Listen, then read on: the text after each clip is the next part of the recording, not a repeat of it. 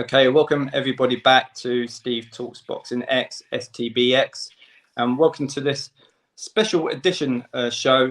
And joining me today is the English super featherweight champion, Michael Gomez Jr. Thanks, Michael, for coming on. Really appreciate your time. I don't actually think I'm English champion anymore. I think it's been vacated. Oh, is it? Oh, there you go. Former English champion then. Yeah, I'm not 100%, but I think so, yeah. Okay, so what happened there then? You'll know why in a few days. Okay, that's fair enough. Oh, it might even be less than a few days. Okay, I can maybe guess then. So obviously I can see from social media, you're back in training. Yeah, my first question is going to be, is there any fight news? A few people are asking me, what's the latest? When are you back? When you're fighting? Today, tomorrow. In the next 48 hours, I'm guessing it's going to be out. Yeah, an announcement, opponent and a date.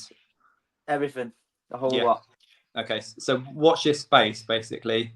Yeah, well, I know it's confirmed. It's done as far as I know. I just got to wait for the main people to put it out there. But yeah, done, dusted. Big fight. Good night. Gonna be another war, mate. Good. That's good to hear. Like I said, looking good in training. And also notice you're still sporting that new hairstyle then. Yeah, mate. You got plans to keep that, have you? Or what's the plan there? It might stay for a little bit. Yeah, mate. It's actually not too bad. I don't mind it. I thought the Euros were coming home, didn't I, mate? So, I made a few bets with a couple of my pals, and when they got to the final, I went with it. And well, yeah, it was close. Yeah, it's close. It may be your lucky charm then. You may want to keep with it, maybe. I probably will do, mate, until I get the next press conference and I get a load of grief for it. Then I'll probably end up changing it. Yeah, I'll probably keep it even longer then, to be honest with you. That's fair enough. I want to say, obviously, congratulations over your victory over Kane Baker. Before that fight, you mentioned if you didn't win that fight, you would never fight again. Was you serious then, Michael? Everything I've said, I've done in my whole career, mate. I'm 100% truthful. Everything I say, I mean. Going into the last 2 weeks of it, which no one really knows about, probably a couple of people that are close to me that do. I just was flat, mate. I just got off to training, things just went flat, and I didn't know whether it was because of certain things going on or what. I just sort of said, in my head, if I couldn't beat Kane, no disrespect, Kane's a good, solid English level fighter, but I do believe I'm at least British level. And I don't think many people would disagree with that. Yeah. So if I couldn't win that fight, I just said I was done. And you was done. So you was serious about that. Well, obviously you did win the fight, which is good. So you're carrying on. Yeah, mate. Listen, I won. I won at, and not very motivated. Not the best Michael Gomez Jr. was just solid. Just another solid. I've got into the last couple of years. I've found how to win when I'm not. But then also. It was also when we're near the end, when I know when to switch on and when when I've got someone, I've shown I can finish him no matter what. So next time out, 100% focused on. Yeah, mate. At the minute, I've joined with Mike and Dave Jennings now. I had when the fight with Kane, my newborn, my little girl was only just born, so going to training every day. Not much sleep, and then feeling bad because she's at home with a girlfriend all day, and it just wasn't great, mate. It just wasn't. It's hard. Wasn't a great time, but I'm never gonna, I wasn't gonna, pull out of a fight with 3-4 weeks notice. I knew what kind of fight it was gonna be, and I knew any type of fight when it comes to a shootout, I always back myself, and I believe I'll beat anyone like that. Yeah, no, that's good. Going back, we're gonna rewind to that Levi Giles' fight. Who's that? Who's that? The Levi Giles fight, the weigh-in push, was that planned or was that heat of the moment stuff for you, Michael? No, mate. There's a few personal things from his side on social media, from friends and family, and I said when I don't do that. If I don't like someone and I see him, I react. You're genuine, yeah. Yeah, mate. Listen, I don't do fake, mate. I don't care about fame. I don't care about views. I don't care about likes. How I am, whatever happens in the moment happens in the moment. You tell it how it is. Yeah, I don't care, mate. I don't fake. I don't need to react. I don't need to pretend to get views. I don't want to be famous. All I want to do is have a fight, mate, and get paid and go home. And that's it. Sure. You won that on the split decision, 97-93 and 97-94. Close fight, but was that the right decision for you? Absolutely, mate. Listen, if the weighing thing doesn't happen, everyone has a different outlook on the fight. Yeah, that's a fact. Sympathy votes and all that. When all you have to do is look at his previous fights. I'm not even going to say his name because I don't even think he deserves the airtime. no, okay, that's fair enough.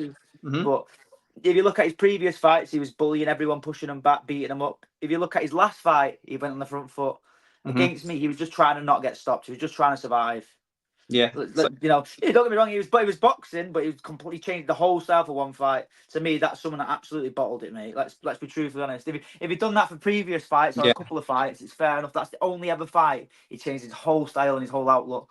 Going into the fight, mate, I splattered my hand in sparring 2 weeks before my right hand. At the end of the first round, you can hear me say in the corner, my hands goosed, and then in the second round, I hit my left hand. So for 2 rounds. You know, I practically had 2 hands. Hence why every time you watch the fight, he goes to the right. I've never struggled cutting anyone off to the right in any fight. I couldn't throw a right hand, so I was just letting him go, mate. I didn't want him to. I didn't want to throw a hand. It was hurting that much, and I'd never experienced it before in a fight. Yeah. Which, you know, now I have. If that's happened again, I know how to get through it. You know, in my head, I was thinking, oh, what if it's knackered for it? You know what I mean? In that moment, you don't. You know, every time I hit him, it was like being Chinese burned, being crushed at the same time. And I was like, what happens if I'm done for, you know, all sorts of things. I've never. Like your career. It's the first time I'd ever had a hand injury in a fight. So I was in my head, I was thinking, bloody hell, like, well, I might be done here forever. Like, so I didn't. And I had it in the 5th round. In the 5th round, if you watch the fight, I had him, and the referee looks like he's tempted to step in, and he says the words, "Show me something," and I had him, and I didn't. I was debating. I debated for a couple of seconds. What quitting? See him get off. He get off. He recovers and he comes back well. But in the 5th round, you know, he probably won't say that. But if you watch the fight in the 5th round, you can see the referee, and I let him. He steps off. He recovered, and I was my own. I had the choice of going for broke and maybe risking it being worse or not. And at that time, I'd never know how to recover. Sure. I had to let it go. So I'm not anticipating a rematch here. Then a bit later down the line, then. Mate, I'm easy to fight, mate. You ring manager Kevin Murray here. You know, it makes sense for my career. I'll take it. Right now, doesn't bring anything to the table, does he? Let's be honest. But listen, I win. I win a few belts. He wins a few belts. Then I'm not going to say no. But at the minute, I beat him. So why would I want to rematch him? Yeah. You know, if he beat me and if he thought it was harmly done by, surely he would have offered me the fight next. And not at any point I've ever been offered the rematch, unless my manager's never said anything. But I don't. Kevin's not that time for man. So you know why would I chase a rematch in a fight I won? It wouldn't make sense. Yeah. Onwards and upwards. Yeah, mate. Listen, it was probably one of my most average performances. Like, it was comfortable. Normally after a fight, I'm cut open and battered to bruise, my hands and knackered. The only thing that was knackered this time was my hands. Normally my face is. Every fight I get cut. I get cut walking to the ring, I think. You know, I think I had one little slit on it. The one little, I don't know how I had under my eye. Other than that, you know, so that shows it wasn't great for either of us, to be honest. Sure. Okay, I want to talk a bit about yourself. Obviously, famous dad. What's the pressure like to live up to the name? Obviously, we've seen it with Conor Benn, Eubank. What's it like? At the start of my career, mate, it was probably that much I didn't even want to box. I'll be truthfully honest with you. Up until about 3 years ago, it probably affected my career a lot. Because every fight, every performance, everything was just negative. There was never anything good. And then it got to the point where I was like, maybe if I don't do anything, then maybe these people can't. I hate people being right. I don't like people. And in my head, it got to the point where I was like, well, if I don't fail and I don't try, these people are never going to know if they're right or wrong. Yeah. But then obviously I knuckled down. But where I am now, mate. Yeah. No, that's obviously good. You've turned that around. But obviously that is that pressure there, isn't it? Yeah, now the level I'm at now, I've got 2 titles. Now, I've already won 2 titles, mate. I didn't think I was going to win 2 titles. Yeah. You know, when I turned pro, it was literally just because I wanted to be like my dad. I was never planned on. I didn't know where I was going. Yeah. Whereas now, I'm just getting better and better every fight, and I'm beating guys, and I'm just going through the gears and still finding where I am and what I am. At the minute in the gym, I'm finding new levels, mate, and I believe maybe not the next fight, because you don't just train trainers and all of a sudden everything just changes. But I do think in the next 12 months under Mike and Dave, I do reckon people are going to see the best of me. Start seeing the best, yeah. What got you into boxing in the first place? I know you mentioned your dad there. That was it, mate. Your dad was a big influence. Simple, mate. Yeah. He didn't. They didn't want him or my mum didn't want me to box, but obviously, being a lad, you want to be like your dad. It was that was as simple as that, mate. That was it. Yeah, they got you.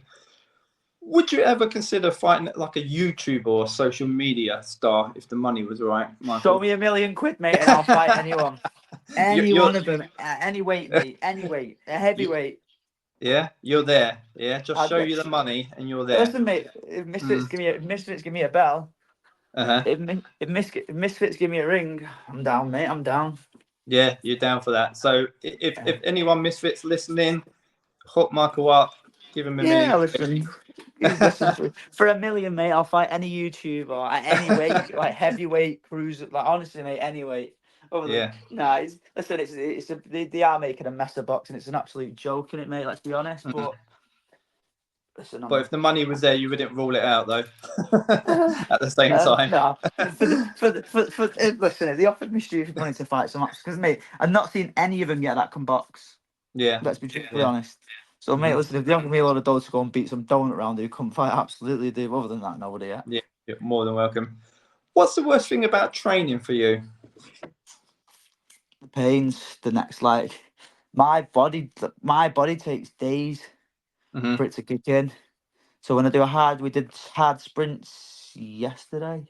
And you're feeling it today, are you? Yeah. So now my calves are just gassed.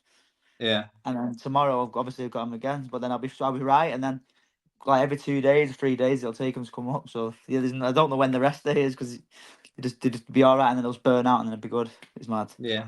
Yeah. Did you enjoy the training? Yeah, mate. Boxing, it was all good. Training was great, and then obviously having a child on the way and not being able to spend time and she being at home, it just sort of made. It's a hard sacrifice. It just made you not enjoy it as much. But now everything's back to normal. Yeah, mate. I'm probably loving boxing more. Right, probably at the minute I'm surrounded by really, Mark Jeffers, Dan Patley, Jack Armfield trains. What were pros we got? So you got good motivation from other people then? Yeah, mate. There's some good solid fighters there, and there's some class amateurs coming through as well. So they're looking up to me as well. So I'm like, I can't let these amateur kids, So I've got to up my game, and then I'm obviously me and Mark and are competing for big titles at the minute. So I'm thriving off him, and he's probably thriving off me. So it's all good, mate. The gym's bouncing at the moment, so everything's good. Good. If you wasn't a boxer, what would you be doing? I used to play football as a kid, mate, for City and that as a youth. They played a year, but I was pretty decent. Okay. Now I'm terrible. I'm terrible now, mate. You've gone the opposite way, have you then? Yeah, I'm like decent level to terrible. Yeah, mate. I'm like Paul Scholes. He's tackling, and then probably I don't even know who passes. There's someone that passes really bad, mate. One of them. But I can run like Park Ji Sung for hours on end, mate. So my pros and cons and that is I can run for 90 minutes, Gaffer, but that's about it. I'm throwing some horrible tackles, and you might get the odd goal here and there, but very, very, very, very often. It'd be a rarity, yeah, sure. Yeah. Do you have any pre-fight habits? No, mate, no. No superstitions or anything like that at all? No, mate. Fight weeks, that's where I thrive, mate. But to be honest, going into fights, the last couple of fights, even though they've been big 50-50 fights, I believed I was going to win them pretty comfortably, so I didn't. Whereas the fight that's coming through, I believe people think I'm going to lose and I'm going to get knocked out, blah, blah, blah. So it excites me. These are nights where, that's what excites me, mate. That's what motivates me. Fight week to me is, I enjoy it. Do you like being the underdog then? First time. Well, I might not be, but I think I'm going to be, yeah. So this will be the first time, mate. And yeah, it doesn't bother me, mate. It doesn't. A fight is a fight. You got 2 arms, 2 legs. Got a bang of gum shield, and I'm going to meet you in the middle, and we're going to fight. If you're good enough, you're going to knock me out. If you're not, I'm going to get you at some point and rip you apart. Yeah. Talking opponents, who's been? Would you say your toughest opponent to date?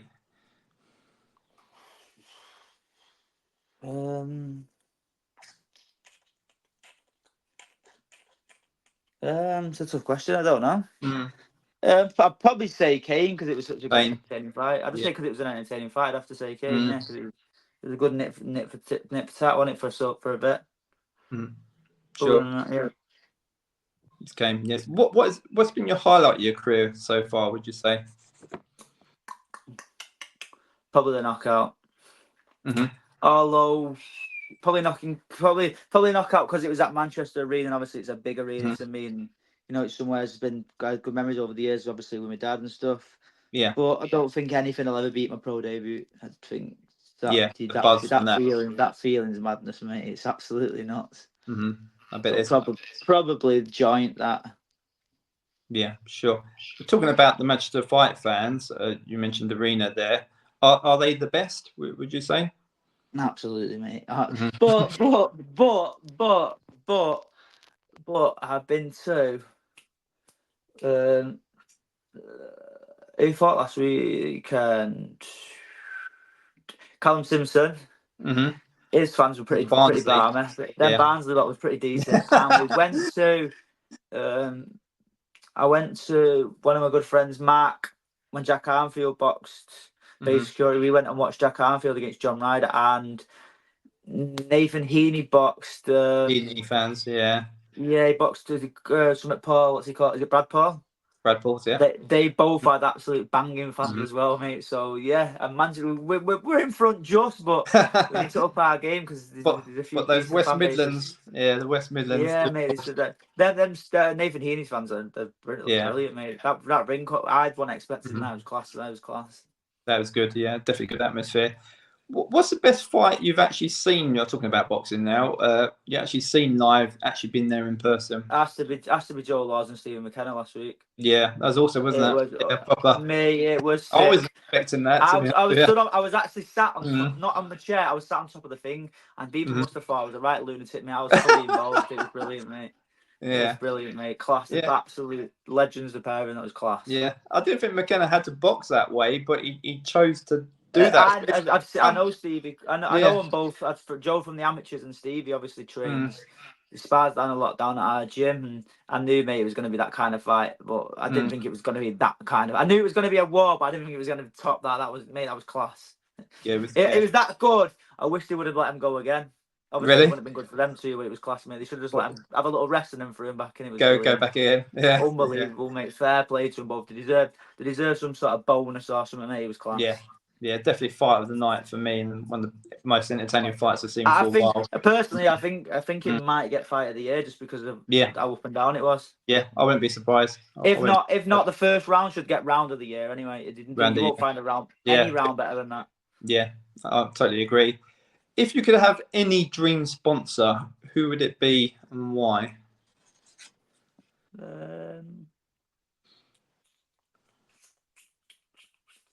Don't know, mate. The most sponsors that I've got are unreal as it is, mate. So I'm happy with the ones I've got. But obviously, if Man City sponsored, that would be brilliant. But obviously, they don't, do they? Yeah, I could try for a good word in for you, maybe. Yeah, free season ticket for a season ticket for life, mate. That'd be all right. Yeah. Other than that, I don't know. Yeah. So anyone or maybe Five Guys or something when I'm not in camp. But obviously that'd be ruined because I'd want one every day. And when what Five Guys? Yeah. So probably Man City, mate. Yeah, Man City. Rather than going the Derek Chisora Five Guys sort of. Yeah, obviously if Derek's at one of my fights, throws a burger, Derek. Don't mind, mate. Don't mind. You never know. Who is the most famous person you've ever met?